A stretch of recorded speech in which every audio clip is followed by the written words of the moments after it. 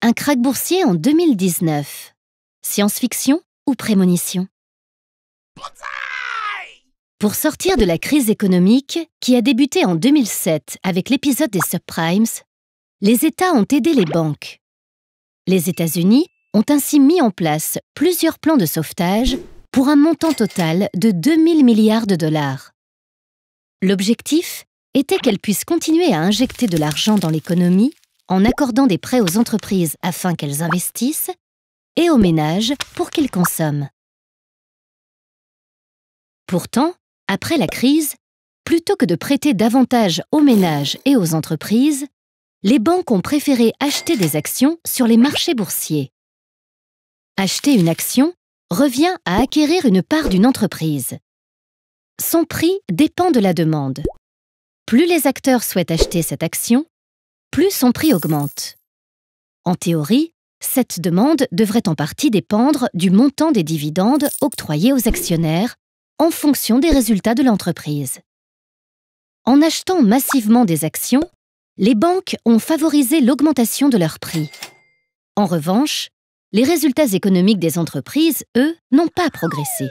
Souvenez-vous, les banques étaient réticentes à leur accorder des prêts qui auraient permis de financer leur développement.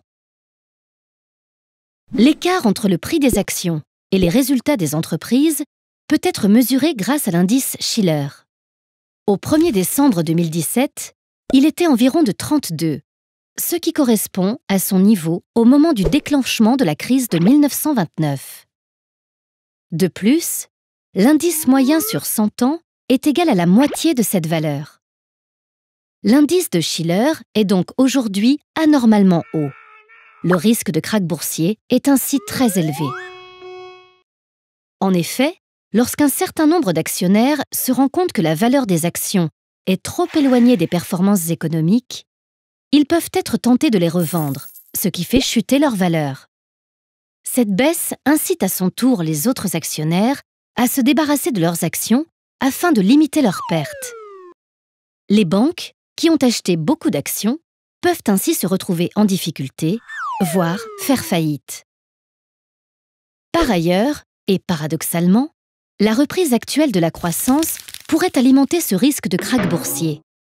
En effet, face à cette reprise, les banques pourraient être incitées à revendre leurs actions pour récupérer de l'argent. Elles pourraient ainsi être en mesure d'accorder davantage de prêts aux entreprises, car elles auraient davantage confiance en leur capacité à les rembourser. Cette revente massive d'actions conduirait à une baisse de leur prix, ce qui occasionnerait également un krach. Aujourd'hui, de nombreux économistes alertent sur la possibilité d'un krach boursier en 2019, qui, à l'image de celui de 2007, pourrait contaminer l'économie réelle.